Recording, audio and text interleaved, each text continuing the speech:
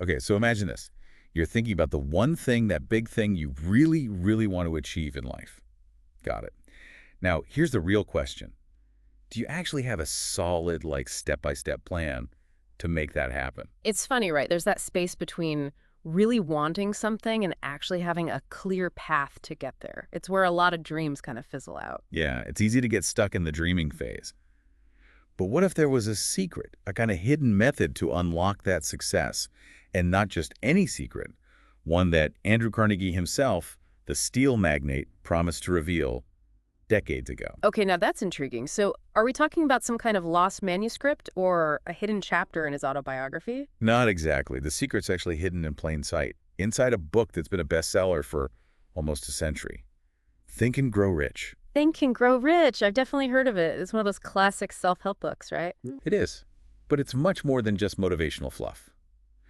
The power of this book, what makes it so different, is that it's basically a distilled formula for achievement, built from the experiences of hundreds of incredibly successful people, people who actually reached the top of their fields. So it's not just theory, it's real-world wisdom from people who walked the walk. Exactly. And we're not talking about some obscure figures either. Think of former President and Chief Justice of the U.S., the guy who built the Woolworth Empire, F.W. Woolworth himself, and a huge steamship magnate. These are serious heavy hitters, people who shaped industries. They weren't impressed by just any self-help guru. Wow, those are some serious endorsements. And they come from such different backgrounds, a politician, a businessman, a retail giant. It does suggest there's something universal in these principles, doesn't it? Absolutely. These aren't just business tactics. They're fundamental principles for achieving any big goal in any area of life. And here's something that'll really blow your mind.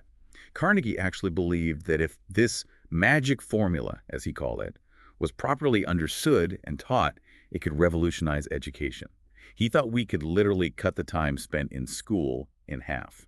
Wow, cutting education time in half, that's a bold statement. He must have been incredibly confident in the power of this formula. He was. He believed it could fundamentally change how we learn and achieve mastery. But before you think this is all about getting rich, let's be clear. This deep dive is about something bigger. It's about understanding a foundational formula for achieving any significant goal, whatever that goal might be for you. So let's dig into the secret. Where do we even start with something so fundamental? Well, the book jumps right in, highlighting the one driving force behind every great accomplishment, every fortune built: burning desire. And it's not just wanting something, it's a whole different level of intensity, a deep, focused yearning. Right. And the book opens with this amazing story of Edwin C. Barnes. He was a guy who didn't just want to work for Thomas Edison. He was absolutely obsessed with becoming Edison's business partner. And it wasn't a passing thought. It was a completely definite, crystal clear purpose that he couldn't shake. So he didn't just admire Edison from afar, he was completely fixated on working alongside him as an equal.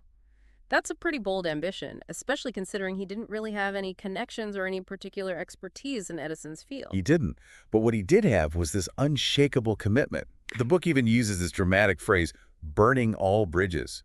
Basically, he was so determined to achieve this one goal that he was willing to eliminate any possibility of turning back. No safety net, no plan B. It was Edison or bust. That's serious dedication. He was all in on this one outcome. Exactly. And that's what the book highlights as a crucial starting point. A dominating obsession. It's like a mental fixation on what you want, something that pushes you forward even when things get tough. So it's not just positive thinking or daydreaming, it's a much deeper level of commitment, something that becomes almost a driving force in your life. Exactly. It's like this internal engine that keeps you going. And the book uses some really interesting real-world examples to illustrate this. Like, think about the merchants after the Chicago fire. Most of them just packed up and left, looking to rebuild somewhere else. But one guy, Marshall Field, he was different.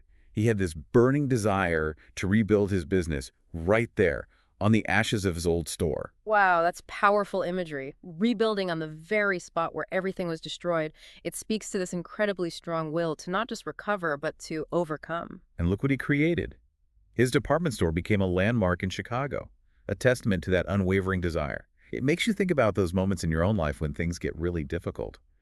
Do you fold under pressure? Or do you have that deep-seated commitment to push through, to rebuild on the ashes, so to speak? That's a great question. It really highlights the difference between wishing for something and having that deep, almost primal drive to make it happen no matter what. Then there's the classic example of Henry Ford and his crazy dream of building a horseless carriage. Yeah. Remember, this is a guy who didn't come from wealth, didn't have some fancy education, but he had this vision, this unwavering belief in his idea. And he didn't wait for everything to be perfect. He just started figuring things out as he went along. Ford is a perfect example of how powerful desire can overcome limitations. He faced constant doubt, technical challenges, financial struggles, but his belief and his vision kept him going. It's incredibly inspiring. And the book doesn't just use stories of business titans. It also shares a deeply personal story about the author's own son. He was born with a hearing impairment, and the doctors basically gave up hope. But the author, he refused to accept that. He had this fierce desire for his son to experience the world of sound and speech, and he poured every ounce of his energy into finding a way. And guess what? He succeeded. Wow, that's incredible. So it's not just about ambition or material success. This principle of desire applies to the most personal and seemingly impossible challenges.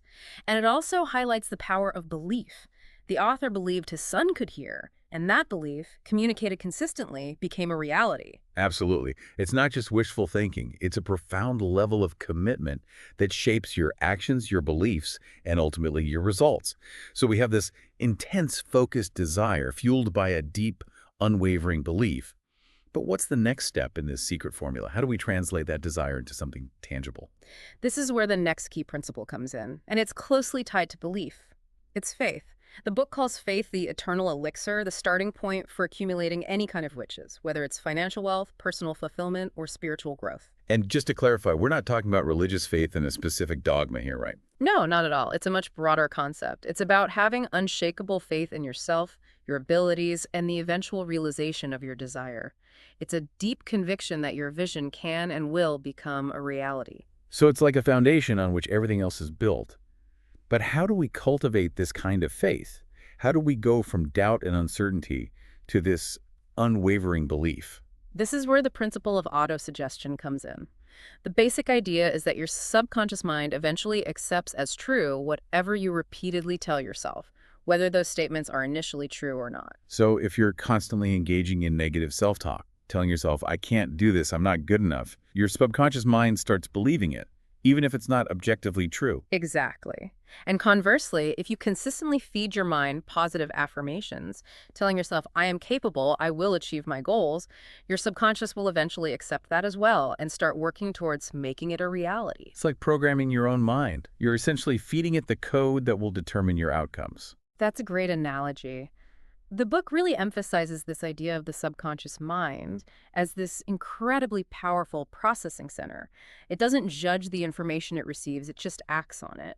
So it's crucial to be mindful of the thoughts we're feeding it because they will shape our reality. And the book provides a really practical tool for this, the self-confidence formula, Oh, right? yes. This formula is a step-by-step method for applying autosuggestion. First, you clearly define your purpose, what you want to achieve. Then you convince yourself that you have the ability to achieve it. Next, you demand persistent action from yourself. You make a plan, write it down, and commit to reading that statement every single day, visualizing your success with real emotion. So it's not passive hoping, it's actively and intentionally programming your mind for success. Exactly. And the book is very clear about the dangers of negative autosuggestion, what it calls mental suicide. Dwelling on fears and doubts can be incredibly destructive, basically sabotaging your efforts before you even start. It makes sense. If your internal narrative is constantly telling you you're going to fail, it's going to create a massive resistance to any progress. Absolutely. The book even tells this powerful story about a businessman who was seriously ill, given a terrible prognosis by doctors. But he had this incredible will to live, this unshakable belief in his recovery. And against all odds, he defied the medical expectations and got better. It's amazing how powerful the mind can be, shaping not only our actions, but our physical well-being as well. So we've got burning desire, unwavering faith, and positive self-suggestion working for us. But what about knowledge? Where does that fit into this picture? This is where things get really interesting. The book challenges the common belief that knowledge is power. It argues that knowledge on its own is only potential power. It only becomes real power when it's organized and directed towards a definite purpose, when you have a clear plan for how to use it. So just having a ton of information isn't enough. You need to know what kind of knowledge to acquire and, more importantly, how to apply it effectively. Exactly. And the book gives tons of examples of incredibly successful people who didn't have much formal education. People like Thomas Edison, Henry Ford, John Wanamaker. Their success came from mastering and applying these principles, this secret formula, not from spending years in school. So it's not about having a wall full of diplomas. It's about having the right knowledge, the knowledge that's directly relevant to your goal, to what you want to achieve. Exactly. It's about specialized knowledge. And it's equally important to know how to get that knowledge efficiently. The book recommends things like night schools, vocational training, even correspondence courses. It even points out that paying for your education can actually be beneficial. Interesting. How so? Well, when you invest financially in your education, you're more likely to be committed to see it through. It increases your perceived value of that knowledge. That makes sense. It's like anything else. You value more what you've paid for? Right. And there's this inspiring story of Stuart Austin Weir, who went back to school in his 40s to become a lawyer. He didn't waste time on irrelevant courses. He focused on acquiring the specific legal knowledge he needed, and he achieved his goal. It shows that it's never too late to learn and apply specialized knowledge. Okay, so we're building this solid foundation. Burning desire, unwavering faith, targeted knowledge. But how do we take all this and turn it into something concrete, something we can actually act on? That's where the principles of organized planning and the concept of the mastermind come into play. The mastermind, as defined in the book, is essentially the coordination of knowledge and effort between two or more people working in harmony towards a definite purpose. So it's like teamwork on steroids, recognizing that you can achieve so much more by collaborating with others, by leveraging their knowledge and skills to complement your own. Precisely. The book stresses that no one person, no matter how brilliant or driven, has all the answers. You need to tap into the collective intelligence of a group to create truly effective plans. So it's not just about brainstorming or getting feedback. It's about recognizing that true success often requires a team effort. Absolutely. And the book gives examples like James J. Hill and Henry Ford, who faced setbacks but overcame them by creating new plans with their associates. It emphasizes that setbacks are inevitable, but the ability to adapt and innovate as a team is crucial. It's like having a support system, a group of people who share your vision and can help you navigate the inevitable challenges. Exactly. And it's important to remember that the book highlights that success, especially financial success, often comes from carefully crafted plans, not just luck or hard work. So it's not just about hustling or hoping for the best. It's about having a clear strategy and executing it effectively. Right. And never underestimate the power of a well-conceived idea. The book argues that a powerful idea, especially one that captures the imagination, can be more valuable than any physical product. Speaking of imagination, that's the next key element, right? The book calls it the workshop of the mind. Yes. It distinguishes between two types of imagination. Synthetic imagination, which is about combining existing ideas in new ways, and creative imagination, which is about coming up with completely new ideas. And for actually turning your desire into reality, it seems like synthetic imagination is especially important. Absolutely. It's the engine that takes your abstract desires and turns them into concrete plans. The book really encourages you to actively use your imagination to build those plans. There's that great story of the enchanted kettle and the drug clerk.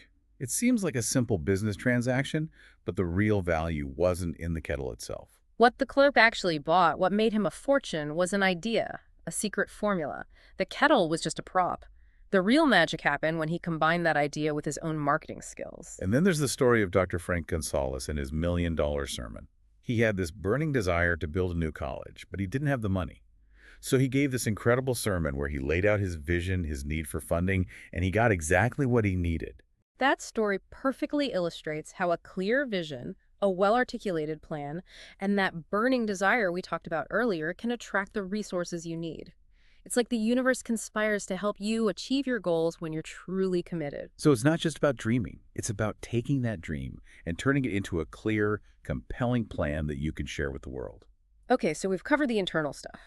Desire, faith, imagination, and we've talked about strategy, knowledge, planning, the mastermind. But what about how we present ourselves, our skills, to the world? How do we actually make things happen in the real world? That brings us to the principles of leadership and marketing personal services. The book lays out a whole set of qualities that define a true leader: courage, self-control, justice, decisiveness, planning, going the extra mile. a pleasing personality, sympathy, understanding. It's not just about being in charge, it's about having the character traits that inspire and motivate others. Exactly. The book talks about a shift from old-school authoritarian leadership to a more collaborative approach. It's about working with people, not just bossing them around. And for people who are starting out in their careers or who are essentially selling their skills and talents, the book has some pretty bold advice. It suggests writing a brief, outlining your qualifications and your value proposition, and even offering to work on probation to prove yourself. It might seem daunting, but it shows a real belief in your abilities and a willingness to take initiative. It's about showing potential employers that you're not just looking for a job, you're looking to contribute, to add value. And the book emphasizes the importance of having a spirit of service, being genuinely helpful and cooperative. It's about building relationships, not just transactions. Absolutely. Your attitude and how you conduct yourself can be just as important as your skills. And the book introduces this cool concept, your brain as capital. It's like your skills and knowledge are assets you can invest to generate income. So it's about recognizing your own value and learning how to leverage it effectively. Hmm. But even with all these positive principles, the book is realistic. It also talks about the things that can hold us back, the potential roadblocks on the path to success. Yes, it does. It dedicates a whole chapter to the 30 major causes of failure, encouraging readers to really analyze themselves and see if any of those apply. But it places special emphasis on indecision as a major culprit. It even calls it the seedling of fear. Indecision as the breeding ground for fear, that's a powerful image. It suggests that when we avoid making clear choices, we allow doubt and anxiety to take root and grow. Exactly. And it contrasts leaders who are decisive with followers who tend to hesitate and procrastinate.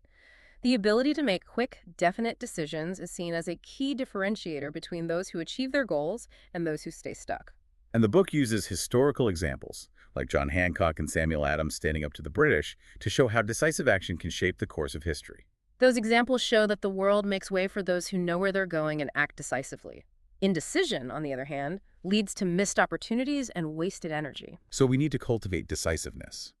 But we also need something to keep us going when things get tough, when we face setbacks and challenges. That's where persistence comes in, right? Absolutely. Persistence is that unwavering determination to keep going, even when things get difficult. And the book offers a really interesting perspective. Every failure carries within it the seed of an equivalent advantage. So failures aren't just setbacks, they're opportunities to learn and grow. Exactly. And it outlines several key factors that strengthen persistence: a clear purpose, burning desire, self-reliance, detailed plans, accurate knowledge, a supportive mastermind group, willpower, and the habit of persistence itself. It's a combination of internal drive and external support. And then there's that classic story of Mr. Darby and the gold mine. He gave up digging just 3 feet away from striking it rich. But he learned a valuable lesson. Never stop too soon. That story is a powerful reminder that we often give up right before our breakthrough, and that the reward might be just around the corner if we just keep going. But sometimes, even with all the willpower in the world, we're held back by our own internal fears. The book calls these the 6 ghosts of fear. What are they? These are 6 basic fears that affect most people: fear of poverty, fear of criticism, fear of ill health, fear of loss of love, fear of old age, and fear of death. And the book says that indecision and doubt are what allow these fears to grow, to manifest as worry and anxiety. Exactly. These fears can be paralyzing, stopping us from taking action and realizing our full potential. The book gives examples of how fear of illness can actually contribute to physical symptoms and how fear of criticism can stifle creativity. So it's like our own minds are holding us back. In a way, yes. But the book emphasizes that we can overcome these fears by making definite decisions, by confronting them head on and choosing not to let them control us. So it's about taking back control of our thoughts and our actions, not letting fear dictate our lives. And this journey through the principles of Think and Grow Rich seems to be leading us towards a deeper understanding of our own mental capabilities. And that brings us to the final, and perhaps most intriguing principle, the 6th sense, which the book describes as the gateway to genius. This is where things get really exciting. The 6th sense here is basically the faculty of creative imagination, that part of our mind where new ideas and insights are born. The book argues that true genius isn't just about intelligence or knowledge, it's about the ability to tap into this creative power. So it's about accessing a deeper level of intelligence, a source of intuition and inspiration that goes beyond logic and reason. Exactly. And the book suggests that this faculty becomes stronger and more accessible with practice. It gives examples like Thomas Edison, who would deliberately retreat into silence to access this creative power, and Dr. Elmer R. Gates, who had a whole process for sitting for ideas. And there's that interesting connection the book makes between sexual energy and this creative energy. Hmm. It's a bit controversial, but it suggests that this primal drive can be channeled into higher forms of expression. The book argues that this energy, in its purest form, is the driving force behind all great creators and innovators. But it's not about raw, unbridled passion. It's about consciously transforming that energy into focused desire, ambition, and purposeful action. It's like taking that raw energy and sublimating it, turning it into something that can fuel your dreams. And the book revisits the concept of the mastermind, adding a spiritual dimension this time. Yes, it talks about a psychic phase that emerges when minds are truly in harmony. It's like the combined mental energy of the group becomes greater than the sum of its parts. It's like an amplified field of thought, a collective consciousness that can achieve more than any individual could alone. The book uses the analogy of electric batteries connected together to create a more powerful current. And it gives the example of Henry Ford, who surrounded himself with other brilliant minds like Edison, Burbank, Burroughs, and Firestone. He seemed to absorb their power of thought to amplify his own abilities. So it's not just about collaborating on a practical level, it's about creating a synergy, a kind of mental feedback loop that enhances everyone's thinking. Exactly. And this leads to a really interesting and practical application of the mastermind principle, the concept of invisible counselors. Invisible counselors, what are those? It's basically a personal mastermind group you create in your own mind. The author talks about holding imaginary meetings with the spirits of historical figures he admired, people like Emerson, Edison, and Abraham Lincoln. He would ask them for advice, seek their guidance, and try to absorb their qualities. Well, that's fascinating. It's like having a personal board of advisors you can access anytime, anywhere. Exactly. And the author found that over time, these imaginary figures took on distinct personalities and offered valuable insights. He even describes a visitation from Lincoln who gave him a message about the future. That's incredible. It shows the power of focused thought, of using your imagination to access a deeper level of wisdom. So this whole deep dive into Think and Grow Rich has really been about unlocking our potential through mindset, strategy, and collaboration. And it all comes back to the power of thought, the conscious and deliberate application of these principles. The book argues that the secret to success isn't a single thing, it's a system of principles that require understanding, effort, and consistent application. It's like a puzzle that you have to assemble yourself. And as you've been listening today, you might have already started to piece together that secret for yourself. The author intentionally leaves the full articulation of the secret for the reader to discover, believing that it becomes more powerful when you reach that understanding yourself. So here's the big question. What do you think the secret is? And which of these principles resonates most strongly with you and your goals?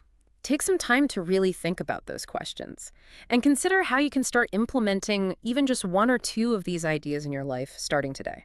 This deep dive is really just the beginning. We encourage you to explore these principles further, experiment with them, and see how they can transform your life. The potential is there, waiting to be unlocked. And remember, the journey towards achieving your dreams starts with a single thought, a burning desire, and the courage to take that first step. Thanks for joining us on this deep dive. Until next time.